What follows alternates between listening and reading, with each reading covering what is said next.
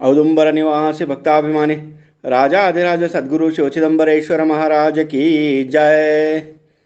दास राजा राम महाराज की जय। ಸಂತಶ್ರೇಷ್ಠ ರಾಜಾರಾಮಕೃತ ಮರಾಠಿ ಚಿದಂಬರ ಗಾಥಾದ ಸರಳ ಅನುವಾದಕರು ಪರಮ ಪೂಜ್ಯ ಶಂಕರ ದೀಕ್ಷಿತ ಗುರು ಮಹಾರಾಜರು ಕರ್ಕಿಹಳ್ಳಿ.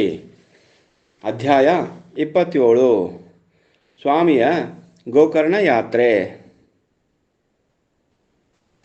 ಗಾಯಕ ತಾರ್ಕಿಕ ವಾಚಕ ಬಾಲಕ ಗಾಯಕ ತಾರ್ಕಿಕ ವಾಚಕ ಬಾಲಕ ಅಭಿಮಾನ ದೇಖ ಪಾದೋಪದೇ ಅಭಿಮಾನ ದೇಖ ಪಾದೋಪದೇ ಗಾಯಕ ತಾರ್ಕಿಕ ವಾಚಕ ಬಾಲಕ ಗಾಯಕ ತಾರ್ಕಿಕ ವಾಚಕ ಬಾಲಕ ताल स्वर देख कळताचे जाणा ताल स्वर देख कळताचे जाण होयाभिमान तत्क्षणे होयाभिमान तत्क्षणे गायक तार्किक वाचक बालक गायक तार्किक वाचक बालक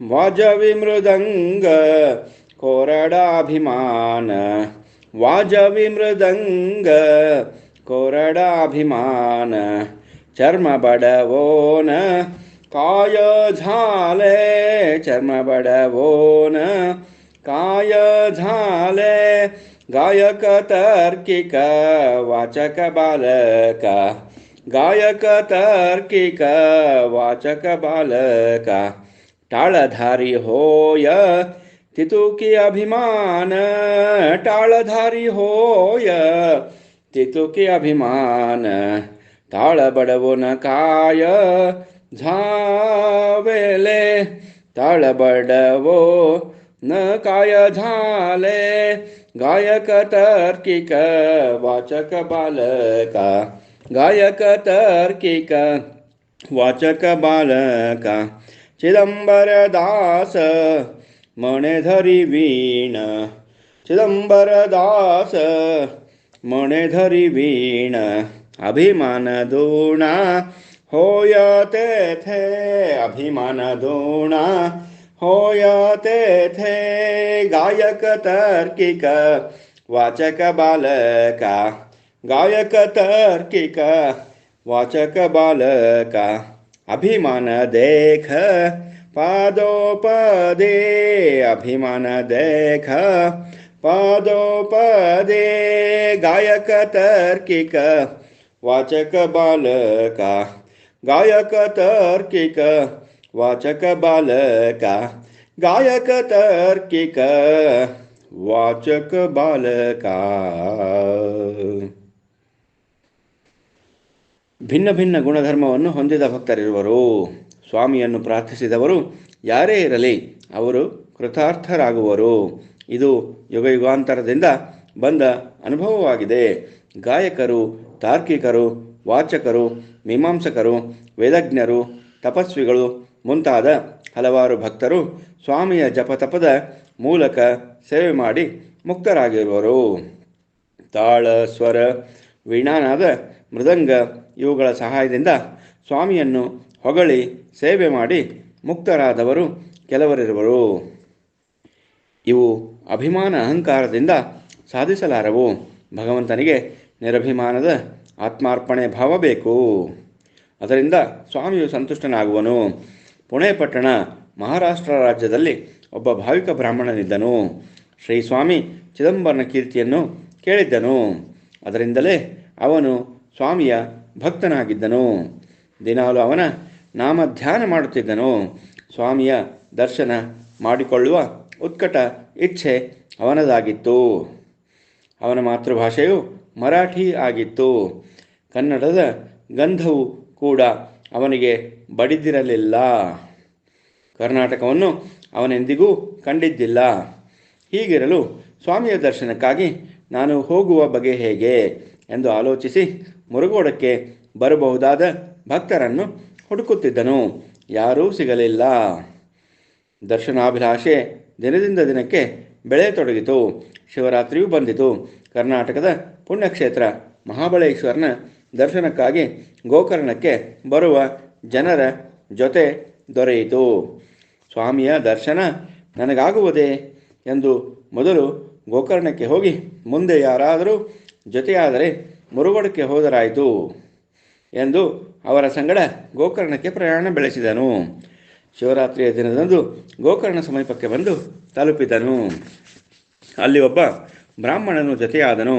ಶುಭ್ರವಾದ ಭಸ್ಮವನ್ನು ದೇಹಕ್ಕೆ ಹಚ್ಚಿಕೊಂಡಿದ್ದನು. ಕೊರಳಲ್ಲಿ ರುದ್ರಾಕ್ಷಿ ಮಾಲೆ ಹಾಕಿಕೊಂಡಿದ್ದನು. ಶುಭ್ರವಾದ ಧೋತರ ಉಟ್ಟುಕೊಂಡಿದ್ದನು. ದಿವ್ಯವಾದ ವಿಶಾಲ ದೃಷ್ಟಿ, ಕೈಯಲ್ಲಿ ಅಮೃತ ಸದೃಶವಾದ ಗುಂಡಿ ಇತ್ತು. ತಲೆಯ ಮೇಲೆ ಪಾಗೋಟ ಧರಿಸಿದ್ದನು. ಹಣೆ ಮೇಲೆ ಭಸ್ಮ ಧರಿಸಿದ್ದು ಗಂಧವೂ ಕೂಡ ಇತ್ತು. ಅವನು ಈ ಬ್ರಾಹ್ಮಣನ ಹತ್ತಿರ ಬಂದು, ನಾನು ಗೋಕರ್ಣಕ್ಕೆ ಹೊರಟಿರುವೆ, ನೀವು ಬರುವಿರಾ ಎಂದು ಕೇಳಿದನು. ಕೈಯಲ್ಲಿ ಮಹಾಬಲೇಶ್ವರನ ಪೂಜೆಗಾಗಿ ಪೂಜಾ ಸಾಮಗ್ರಿಗಳನ್ನು ಹಿಡಿದುಕೊಂಡಿದ್ದನು ಮತ್ತು ಬ್ರಾಹ್ಮಣನಿಗೆ ತಾವು ಎಲ್ಲಿಯವರು, ಬಂದ ಉದ್ದೇಶವೇನು ಮುಂತಾಗಿ ವಿಚಾರಿಸುತ್ತಾ, ಪೂಜೆಯ ವೇಳೆ ಆಗಿದೆ, ಬೇಗ ಬೇಗ ನಡೆಯಿರಿ ಎಂದು ಹೇಳಿದನು. ದಾರಿಯಲ್ಲಿ ಬ್ರಾಹ್ಮಣನ ಮನೆತನ, ಸಂಸಾರದ ಸುಖ ದುಃಖಗಳನ್ನು ವಿಚಾರಿಸುತ್ತಲಿದ್ದನು. ವಿಪ್ರನಾದರೂ ತನ್ನ ವೃತ್ತಾಂತವನ್ನು ವಿವರಿಸುತ್ತಿದ್ದನು. ಕೊನೆಗೆ ಸ್ವಾಮಿ ಮಹಾಬಲೇಶ್ವರನು ನಿನಗೆ ಕಲ್ಯಾಣ ಮಾಡುವನು, ಚಿಂತೆಯನ್ನು ಮಾಡಬೇಡವೆಂದು ಆಶೀರ್ವದಿಸಿದನು. ಮನದಲ್ಲಿ ಸಂತೋಷ ಹೊಂದಿ ವಿಪ್ರನು ಸಂಗಾತಿಯೊಂದಿಗೆ ಗೋಕರ್ಣ ಮುಟ್ಟಿ ಮಹಾಬಲೇಶ್ವರನ ದರ್ಶನಕ್ಕಾಗಿ ದೇವಾಲಯದ ಒಳಗೆ ಹೋದನು. ಜೊತೆಯಾಗಿ ಬಂದ ಬ್ರಾಹ್ಮಣನೇ ಮೊದಲು ಅಭಿಷೇಕ ಮಾಡಿ ಪುಷ್ಪ ಏರಿಸಿ ಧೂಪ ದೀಪ ನೈವೇದ್ಯಾದಿಗಳನ್ನು ಮುಗಿಸಿ ಮಹಾನೀರಾಂಜನ ಮಾಡಿ ಮಂತ್ರಪುಷ್ಪ ಮುಗಿಸಿ ಬಂದನು. ಹಾಗೆ ಬಂದ ವಿಪ್ರನಿಗೆ ಏನು ತಿಳಿಯಿತೋ ಏನೋ, ಬಂದವನೋ ಹೊರಗೆ ಕುಳಿತಿದ್ದ ಸಂಗಾತಿಯನ್ನು ಪೂಜಿಸಿ ದೀರ್ಘವಾದ ನಮಸ್ಕಾರವನ್ನು ಮಾಡಿದನು. ಯಾತ್ರಿಕರ ಸಂಗಡ ಗೋಕರ್ಣದ ಉಳಿದ ಸ್ಥಳಗಳನ್ನು ನೋಡಿ ಬಂದನು. ಯಾತ್ರಿಕರೆಲ್ಲ ಮರುದಿನ ತಮ್ಮ ತಮ್ಮ ಊರುಗಳತ್ತ ಪ್ರಯಾಣ ಬೆಳೆಸಿದರು. ವಿಪ್ರನು ಮೊದಲೇ ಸಂಕಲ್ಪ ಮಾಡಿದಂತೆ ಮುರುಗೋಡಿಗೆ ಹೊರಟು ಕೆಂಗೇರಿಯನ್ನು ಬಂದು ತಲುಪಿದನು. ಅಲ್ಲಿ ಚಿದಂಬರ ಮಹಾಸ್ವಾಮಿಗಳವರು ಔದುಂಬರ ಗಿಡದ ಕೆಳಗೆ ನಿಂತಿದ್ದರು. ಇವರೇ ಸ್ವಾಮಿಗಳೇ, ಇವರ ದರ್ಶನ ನನಗೆ ಗೋಕರ್ಣದಲ್ಲಿ ಆಗಿದೆ ಎಂದನು ಮತ್ತು ಮುಂದೆ ಬಂದು ಸ್ವಾಮಿಗೆ ನಮಸ್ಕರಿಸಿದನು. ವಿಪ್ರನೇ, ನನ್ನ ದರ್ಶನ ಗೋಕರ್ಣದಲ್ಲಿ ನಿನಗೆ ಹೇಗೆ ಆಯಿತು ಎಂದು ವಿಚಾರಿಸಿದರು. ನಾನು ನಿಮ್ಮ ಸಂಗಡವೇ ಇದ್ದೆನು.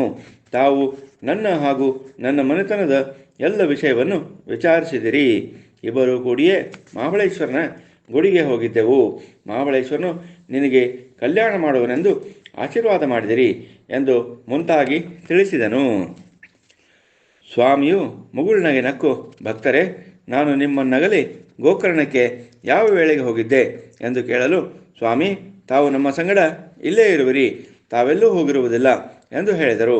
ವಿಪ್ರನು, ಸ್ವಾಮಿ, ತಾವು ನನಗೆ ದರ್ಶನವಿತ್ತು 8 ದಿನಗಳಾದವು ಎಂದು ಹರ್ಷಪುಲಕಿತನಾದನು. ಸ್ವಾಮಿಯ ದರ್ಶನ ನಾನು ಪಡೆದುದು ನಿಜವಾದುದೆಂದೇ ಹೇಳಿದನು. ಇಲ್ಲಿಯೇ ಇದ್ದು ನನಗೆ ಗೋಕರ್ಣದಲ್ಲಿ ದರ್ಶನ ಕೊಟ್ಟು ತಾವು ಬಹುರೂಪ ಧಾರಣ ಮಾಡುವ ತಮ್ಮ ಶಕ್ತಿಯನ್ನು ತೋರಿಸಿರುವ ಸ್ವಾಮಿಯ ಮಹಿಮೆಯು ಅಗಾಧವಾದುದು ಎಂದು ಕೊಂಡಾಡಿದನು. ಎಲ್ಲರೂ ಆನಂದಭರಿತರಾದರು.